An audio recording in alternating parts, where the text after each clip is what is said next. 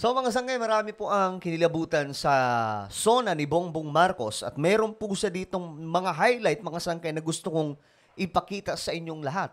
Na kahit ako mga sangkay, talaga nga namang medyo kinilabutan po ako.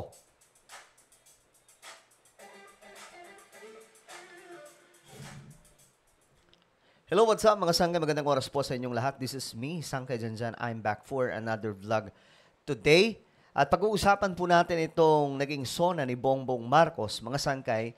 Isa po sa mga highlight dito, ang ipapakita natin ngayon, mga sangkay, na talagang namang gumulat sa lahat ng mga manunood. Kasi ang dami po mga kababayan natin ang nanonood, mga sangkay, o nakapanood sa SONA na ito. First time, sa totoo lang, first time po ito nangyari, mga sangkay, na klarong-klaro lahat ng mga nagawa ng pamahalaan kasi itong problema, hindi po na-highlight talaga kung ano ang nagagawa ng ating gobyerno. Well, pag-uusapan po natin yan mga sangkay. But anyway, before we start guys, subscribe po muna yung ating YouTube channel. Ayan po, 1.25 million subscribers na po tayo dito sa YouTube. Kaya naman kung hindi ka po nakakapag-subscribe, isubscribe nyo po ito ngayon. Makikita nyo po yung subscribe button sa ibaba. Pindutin nyo lamang po yan, tapos i-click nyo yung bell at i-click nyo po yung all. Sa mga nanonood po sa Facebook, i-follow nyo po yung ating Facebook page. At ito nga po mga sangkay, pag-usapan po natin itong pasabog ni PBBM tungkol po dito sa West Philippine Sea, Pogo, mga sangkay na talaga nga naman, overall, no? Sobrang klaro ang naging message ni BBM. Especially yung kanyang mga report, mga sangkay, kasi itong talumpati ni BBM dito sa SONA or State of the Nation Address, ito po ay report, taunang report ng Pangulo sa ating lahat kung ano ang kanyang accomplishments at kung ano pa ang mga gagawin bilang isang nakatataas na opisyal or supreme leader ng ating bansa. Ngayon ito mga sangkay, isa sa makapanindig balahibo ito. Talagang grabe ang standing ovation dito. Ito, panoorin natin. In our international relations, we have faced challenges to our territorial sovereignty, and we will assert our rights and interests in the same fair and pacific way that we have always done. Ito na. So, sa maraming report ni BBM, actually, hindi po ako inantok mga sangkay. First time ko nga po makapanood. But anyway, bago tayo magtuloy-tuloy, no, baka isipin nyo na naman, ito, pakita ko sa inyo mga sangkay. Tayo dito sa YouTube, bilang isang influencer, no, ay hindi na po tayo panatiko sa mga politiko. Tayo po ay neutral, mga sangkay. No, pero, tayo po ay pro-government. Bagamat neutral po tayo when it comes to political color, but since si BBM ang namumuno ngayon sa ating bansa, tayo po ay pro-government. Kasi yun po ang utos sa atin ng ating Panginoon. Sa Bible naman po yan, mga sangkay, na magpasakop sa mga namumuno ng isang bansa. Pero as long as, mga sangkay, hindi po naaapektuhan dito yung iyong faith, yung paglilingkod sa Panginoon, hindi ka naman iniipit ng inyong pamahalaan, sumunod po tayo sa mga namamahala, mga sangkay. So tayo ay pro-government, bagamat tayo po ay neutral when it comes to political color. Ngunit, syempre, may sarili po tayong opinion, pag-a-analyze sa mga nangyayari, mga sangkay. At ito, since West Philippines ito, iblinag po natin at tingnan po natin mabuti, mga sangkay.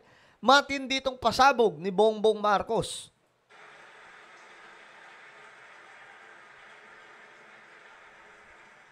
Proper diplomatic channels and mechanisms under the rules-based international order remain the only acceptable means of settling disputes. Peace and community building will always be our clarion call.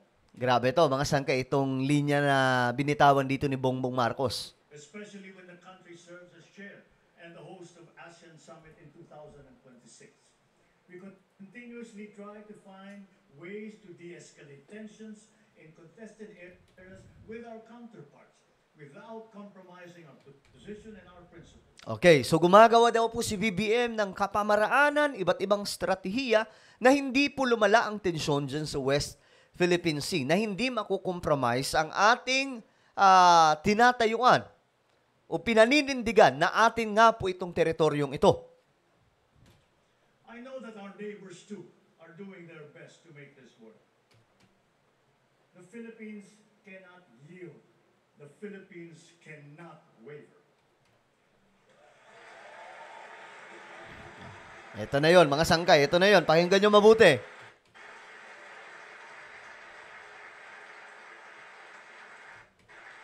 We are now more conscious as a people and strategic in heightening our aerial and maritime domain awareness. We are continuing to strengthen our defensive posture, both through developing self-reliance and through partnerships with like-minded states. Ang West Philippine Sea Ayan na. ay hindi katang-isip natin lamang. Ayan na. Ito ay atin. Ito ay Ito na yon, mga sangkay. Nung narinig ko na itong part ay sabi ko, ito na yon. Madiinan na to at ito nga po ang nangyayari. Nagtayuan na po lahat. Siyempre, hey guys, West Philippine Sea yan.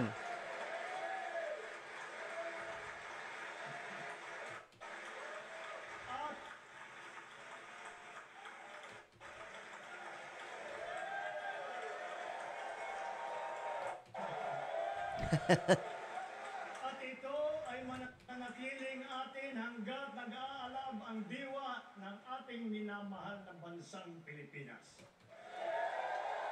Grabe ito, mga sangkay. Alam nyo, first time ko to makakita ng ganitong klaseng standing ovation na halos hindi na po sila umuupo, mga sangkay, kundi pumapalakpak na lang.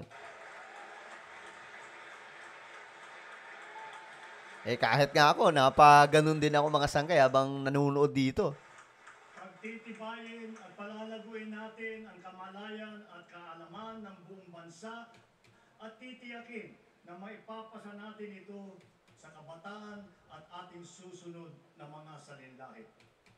Laws on our maritime zones and archipelagic sea lanes make sure that this intergenerational mandate, this duty, will firmly take root in the hearts and minds of all our people. Sa buong sandatang lakas, sa Coast Guard, sa ating mga mangingisda. Ito yung part, mga sangkay, na muntik kang maiyak si BBM. Sa West Philippine Sea, tagapimpunin nyo Ito. Ito yung part, nagpipigil po siya ng kanyang luha. ang taus-pusong pasasalamat ng buong bansa. Dito ako medyo kinilabutan, guys. Sabi ko, grabe yung message na to. Kasi pakinggan nyo mabuti, ha? Maiiyak na po dito ang presidente. Ang lakas, Nagpasalamat po siya sa sandatahang lakas ng Pilipinas. Coast Guard, sa ating mga mangingisda sa West Philippine Sea. Tagapimpunin nyo ang taus-pusong pasasalamat ng buong bansa Naiiyak na ang presidente. dahil sa inyong ginagawang pagmamatyag at sakripisyo.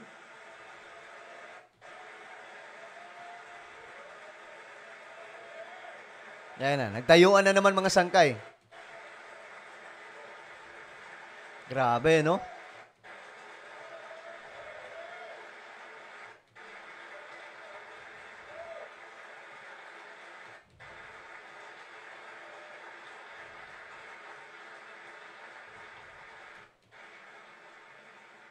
Okay. Maliban dyan, mga sangkay, ito. Last video. Okay? Eto, matindi din to, mga sangkay. Itong pogo na kung saan tinuldo ka na po ni Bongbong Marcos. Panoorin natin. Effective today, Mhm. all pogos are banned.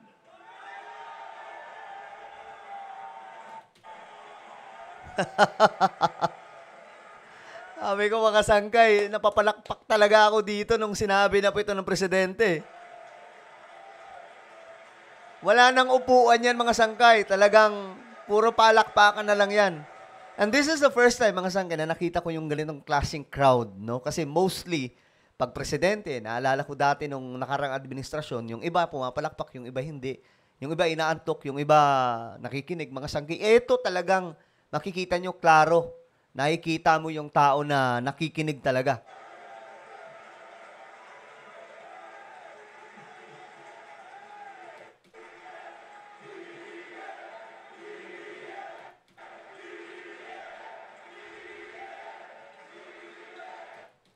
Ngayon po, naririnig po namin ang malakas na sigaw ng taong bayan laban sa mga pogo. Disguising as legitimate entities, their operations have ventured into illicit areas furthest from gaming, such as financial scamming, money laundering, prostitution, human trafficking, kidnapping, brutal torture, even murder. The grave abuse and disrespect to our system of laws must stop. Kailangan nang itigil ang panggulo nito sa ating lipunan at lalapastangan sa ating bansa. Tayuan na naman, mga sangkay.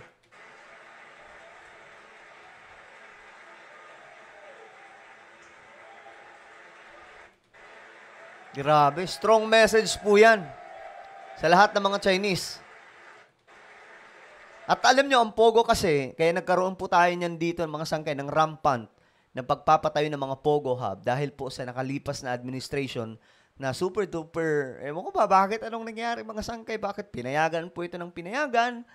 Si daw keso, kumikita, ganun mga sangkay. Tapos ngayon, nakita po natin, ang laki pala ng kalokohan yan. Effective today, all Pogos are banned.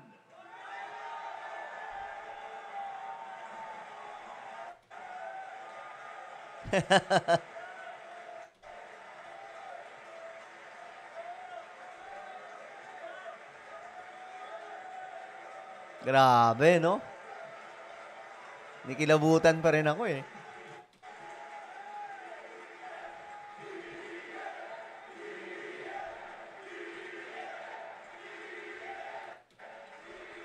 So, first time mga sangka na may ganitong klaseng SONA. I hereby instruct PAGCO to wind down and cease the operations of Pogos by the end of the year.